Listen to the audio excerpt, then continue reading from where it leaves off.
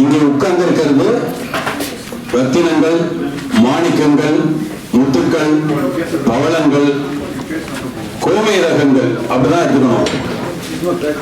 ஏன்னா இலக்கியத்தை பேசுவதற்கும் படைப்பதற்கும் கேட்பதற்கும் அதற்கான, அதாவது கேட்கறதுக்கு கூட அதற்கான ஒரு தகுதி.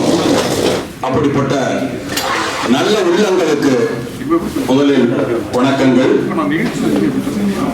அதாவது சிறுவர் இலக்கியம் அன்னை அல்லவா சொல்லித் தந்தவானம் தந்தை அல்லவாக கண்ணதாசன் எழுதின பாட்டுன்னு பல பேர் ரொம்ப நாள் நினைச்சிட்டு இருந்தாங்க.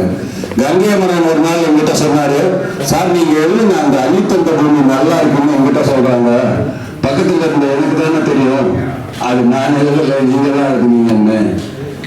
அந்த மாதிரி நமக்கு எல்லாருக்கும் ரொம்ப தெரிஞ்ச ஒரு குழந்தை பாடல் கைவீசம்மா கைவீசு கரைக்கு போகலாம் கைவீசு. இது யார் எழுதியிருக்காருன்னா அந்த காலகட்டத்தில் பெருந்தலைவர்னு அழைக்கப்பட்ட ஒருத்தர். இங்க சார் வந்து தொகுப்பு இப்போ யாரோ ரிசர்ச் பண்ணி எல்லாம் எடுத்து வச்சிருக்கிறதா சொன்னாங்க. படி உண்மையிலேயே அதாவது அபூர்வமான பாடல்கள் பல பேர் அந்த மாதிரி. இப்ப புறநானூர்ல எப்படி சம்புவ பையன் ஒரு பாட்டு எழுதிட்டு அவருக்கு பேர் இருக்கோ அந்த மாதிரி அப்படி பாடல்களை வழி வழியா நிறைய பேர் எழுதியிருக்காங்க. அதுல வலியப்பா சாரோட காலம் எப்படி எதனால புகழ்பெற்றதுன்னா மரபு சந்தம் தெரிஞ்சு ஒரு புலமையை காட்டாமல் பாட்டு எழுதுறது பெரிய விஷயம். மரபு தெரிஞ்சு சந்தம் தெரிஞ்சு தான் கவிஞன் புலவன் நேர்நிலை நிறை நேர் கூகுலம் மாகுலம் அப்படின்ற இருமலப்பெல்லாம் இல்லாம அப்படி போய் கீழே அவனும் தவழ்ந்து அவனும் விளையாடி அவனும் கோலி அடிச்சு கிட்டிப்பூ அப்படி எடுத்து விட்டு அப்படி ஒரு மனநிலையில இயற்கையை பார்த்து ஒவ்வொரு நாளும் நடக்கிற நிகழ்ச்சிகளை அப்படியே படம் பிடித்து அப்படி வரிகள்ல எளிமையா கொண்டு வந்ததுனால அழகப்பா காலம் இளைய அந்த தலைமுறைக்கு பொற்காலம். நான் இப்போ ஒரே ஒரு வேண்டுகோள் விடுக்கிறேன். ஏன் அது அத்தோட போயிடுமா, திரும்ப வரக்கூடாதா? பிளாக் அண்ட் ஒயிட் காலத்துல இருந்த படத்தை அப்படியே விட்டுட்டோமா, வண்ண படமா மாத்தணும். பிலிம் ஃபார்மேட் ஆப்டிக்கல்னு இருந்த ஃபார்மேட்டை டிஜிட்டல் ஆக்கணும். அடுத்து ஆர்டிபிஷியல் இன்டெலிஜென்ஸ், செத்து போன ஒருத்தரை கூட நடிக்க வைக்கிற திறமையோட விஞ்ஞானம் வளர்ந்து இருக்கு, அறிவியல் அப்படி மேம்பட்டு இருக்கு. அப்படின்றப்ப ஏன் இந்த சிறுவர் இலக்கியத்தை மட்டும் அப்படி தூக்கி தூரத்துல தெருவில் போடணும்? அதற்கு ஒரு முன்னெடுப்பு தான் இன்றைய விழா.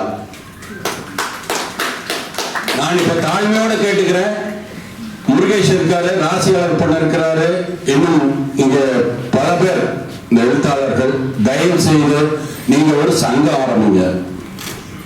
நானும் கூட இருக்கேன். எங்களுக்கு இதுதான் வேலை, எங்களுக்கு ஏற்கனவே இதுதான் வேலை. இல்லை சிறுவர் இலக்கியத்திற்காக இன்றைய இந்த சொன்னாங்கல்ல, சிட்டியில இருக்கிறவங்க மட்டும் இலக்கியம் பேசல, சிட்டியில இருக்கிறவங்க மட்டும் எழுத்தாளர்கள் இல்லை, கிராமத்தில் எத்தனையோ பேர். அப்பதான் சொன்னாங்க, கண்ணதாசன் ஒரு ஆள் மட்டும்தான் உலகத்துக்கு தெரிஞ்சு. கண்ணதாசன் இருந்த காலகட்டத்தில் 1000 கண்ணதாசன்கள் இருந்தார்கள். சிற்பிக்கு அம்பிகத்திர வேலைன்னு போன நிறைய நல்ல கவிஞர்கள் இருக்கிறாங்க. நான் கூட ஏதோ ஒரு நல்ல இயக்குனர் ராசியலப்பன் கூடவே இருந்தார். கை கொடுக்கும் கையெல்லாம் ரஜினி சார்ட்ட நான் இணை இயக்குனராக வந்து மகேந்திரன் சாரோட வேலை செய்யறப்ப ரஜினி ரேவதி இன்டர்வியூ எடுக்கிறதுக்கு அவரும் ஒரு வேலை என்னுடைய அந்த மேம்பாட்டுக்கு நான் என்னை பற்றிய செய்திகள், என்னை பற்றிய துணுக்குகள், என்னை பற்றிய கட்டுரைகள் எல்லாத்தையும் முதலா தொகுத்து என் கையில் அவர் தான் கொடுத்தார்.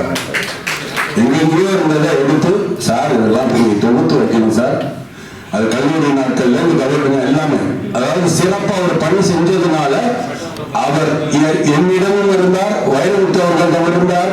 அப்படியே கமல் கிட்ட போனார், கமல் சார்ட்ட போனார். வலம்புரி ஜான் தான் அவரு கை கொடுக்கும் டைம் வந்து வலம்புரி ஜான். அதாவது வலம்புரி ஜான் என்பது ஒரு வேடந்தாங்கள். எப்படி திருப்பூர் கிருஷ்ணன் சார் பத்தி ராசியாளப்பன் சொன்னாரோ அப்படி வலம்புரி ஜான் இருந்தார். வலம்புரி ஜான் என்கிற வேடந்தாங்களுக்கு கீழே வளர்ந்தவர்கள் தான் இன்னைக்கு நக்கீரன் நடத்திட்டு இருக்கிற கோபால் சார். கோபால் சாருக்கு துணை நின்ற ராமலிங்கம் சார், நக்கீரன் தொடங்கிறதுக்கு இவங்க கணவர் ஆணிவர் அச்சாணி. வரலாறை மறந்து விடக்கூடாது. எனக்கு கூட உண்மையிலேயே நெஞ்சு பதச்சு, இதுல ஒரு 64 பக்கத்துல என்ன பண்ண முடியும் அப்படின்றது ஒரு பெரிய கேள்விக்குறியா இருந்துச்சு. ஆனால் என் கடமையை நான் செய்திருக்கிறேன். இதை படிக்கிற ஒவ்வொருத்தனுக்கும் ராஜராஜ சோழன்னா என்னன்னு தெரிஞ்சுக்கோன்ற ஆசை வரணும்னு எழுதியிருக்கேன். கல்லணையை கட்டினது யாருன்னு தெரிஞ்சுக்கணும். நீ என்னமோ அங்க போய் அக்பரை பாக்குற, அவுரங்கசீப்பை பாக்குற, மும்பை போனா அப்படி நம்ம எதிர்கொள்கிற அந்த வீர சிவாஜியை நாம ஏன் தமிழ்நாட்டில் பார்க்க முடியல? ராஜராஜ சோழனையோ ராஜேந்திர சோழனையோ கல்லணையை கட்டிய கரிகால் சோழனையோ நாம தான் நினைவுபடுத்தணும். சுதந்திரத்துக்காக போராடின எத்தனையோ பேர், வெளிநாட்சி எல்லாம் ஏன் நம்ம மறந்துட்டோம்? பிள்ளைகளுக்கு சொல்லிக் கொடுக்கல, குழந்தைகளுக்கு நினைவூட்டல. இன்றைய தலைமுறை அப்படியே ஓடிடியில, டிவியில, மொபைல்ல அப்படியே கரைஞ்சு போயிடுது. ஆனால் ஒன்று மட்டும் சொல்கிறேன், நான் முடிஞ்ச வரைக்கும் ஆங்கிலத்தில் இருக்கிற எல்லாவற்றையும் இந்த ரைம்ஸ் எல்லாம் பார்த்தேன். அதுக்கு ஒரு அதை எப்படி சொல்றது, தமிழ்ல இருக்கிற மாதிரி ஒரு பாட்டு சந்தத்துல அத்தனை வகையான யாப்பு இலக்கணத்துல எவனாலையும் கொண்டு வர முடியாதுங்க. தமிழ் உள்ளதாங்க முடியாது. மற்றதுல எல்லாம் இருக்கும். Twinkle twinkle little star, Avvai வந்தார், இது இயல்புன்னு தமிழ்ல சொல்றது, கடைசி வார்த்தைகள் ஒத்து வர்றது இல்லையா? அவரை சாரம் எம்ஏ படிச்சவர், நானும் எம்ஏ படிச்சாலும். நான் எம்ஏ படிச்சுட்டு ஒரு முதல்ல வேலைக்கு போகாம அப்படியே இங்க வந்துட்டேன். அவர் சார் பத்திரிகை துறைக்கு போனார். இயல்புன்ற நமக்கு தாங்க காவடி சிந்தா, நேரிசை உண்டாவா, விருத்தமா, ஆசிரியப்பாவா, எப்படி ஓசை போய் உட்கார்ந்து பாருங்க. ஒரு சாதாரண ஒரு கலோக்கியல் வேர்ட்ல பாரதி அப்படியே கூலி மிக கேட்பார், கொடுத்ததெல்லாம் தாமரப்பார், வேலை மிக வைத்திருந்தால் வீட்டிலே தங்கிடுவார், ஏனடா நீ நேற்றைக்கு இங்கு வரவில்லை என்ற பானையிலே இருந்து பல்லாறு கடித்ததென்பார், வீட்டிலே வெண்டாட்டி வேற்புதம் வந்ததென்பார், பாட்டியார் செத்து விட்ட 12ஆம் நாள் என்பார், ஓயாமற் போய் உரைப்பார், 2 பேருக்கு வேறு செய்வார், தாயாதுயோடு தனி இடத்தை பேசிடுவார், உள் வீட்டு செய்தி எல்லாம் ஊரம் பலத்துரைப்பார், எள் வீட்டில் இல்லை என்றால் எங்க முரசறிவார், சேவகரால் பட்ட சிரமம் மிக உண்டு கண்டு சேவகர் இல்லாவிடிலோ சேவை நடக்கவில்லை, இங்கிதனால் யானும் இடர் மிகுந்து வாடுகையில் எங்கிருந்தோ வந்தான் இடைச்சாடி நான் என்றார். எப்படி அந்த சொல்ற செப்பல் ஓசை இருக்குல்ல தமிழ்ல அவ்வளவு எளிதா சொல்ல முடியுது. எங்கேயாவது தடங்கள் இருந்துச்சா அப்படி ஆரம்பிச்சு வச்சிருக்கிற ஒரு தலைமுறை, மூத்த தலைமுறை பாரதிதாசன், கவிமணி. இன்னும் நான் அந்த புத்தகத்திலே என்னுடைய பாடல்கள் அத்தனை எழுத்தாளர்கள் பேரை நினைவுபடுத்தி இருக்கிறேன். அப்படிப்பட்ட ஒரு சூழல்ல இன்னைக்கு எனக்கெல்லாம் உண்மையிலே சந்தோஷமான விஷயம், இளைஞர்கள் தயாராக இருக்கிறார்கள். மானபாஸ்கரன் அருமையான கவிஞர், ஒரு குமுதம் பத்திரிகையில போய் அவர் இருக்கார். ஆனால் வேறு ஒரு முகம் இருக்கிறது. ராசி அழகப்பன் அருமையான கவிஞர். முருகேஷ் அதாவது பால புரஸ்கார் விருது அப்படி கொண்டாடல, நமக்கு கொண்டாடணும், கைதட்டணும், பாராட்டணும், வாழ்த்தணும். அதுக்கு முதல்ல மனசு வேணும். ஏன் பக்கத்து வீட்டுக்காரன் எதிர் வீட்டுக்காரன் பிடிக்காது. எங்கேயோ இருக்கிற இலங்கை தமிழர்களுக்காக நாமெல்லாம் ஐயோ இறக்கம் எதுக்கு? எதிரில் இருக்கிற தமிழனை பாரு, கொண்டாடு, அவனுக்கு ஒரு நிழல் கொடு. அதெல்லாம் விட்டுட்டு அந்த மாதிரி ஒரு சூழலில் இன்றைக்கு இந்த விழா, இந்த மாதிரி ஒரு சங்கம் தொடங்குறதுக்கு நான் முருகேசு, ராஜகோபால், நம்ம இவர் வந்திருக்கிறாரு பல்லவி குமார், இவங்க கனிகோயில் ராஜா மற்றும் நம்ம பல பாவல கருமலை பழனி எல்லாருக்கும் அந்த பொறுப்பை கொடுக்கிறேன். இவங்களுக்கு இந்த ரிவைஸ்டு ஒரு சங்கமா இந்த இளம் சிறார்களுக்கான இந்த அமைப்பை ஏற்படுத்தட்டும். அமுதா தமிழ்நாடு இருக்காங்க, இன்னும் இங்க எழுத்தாளர்கள் இருக்கிறாங்க. எல்லாருக்கும் இந்த இனிய நாள் ஒரு சங்கத்தோட தொடக்க நாளா இருக்கட்டும். வாழ்த்துக்களை கூறி உங்க எல்லாரையும் வணங்கி விடைபெறுகிறேன்.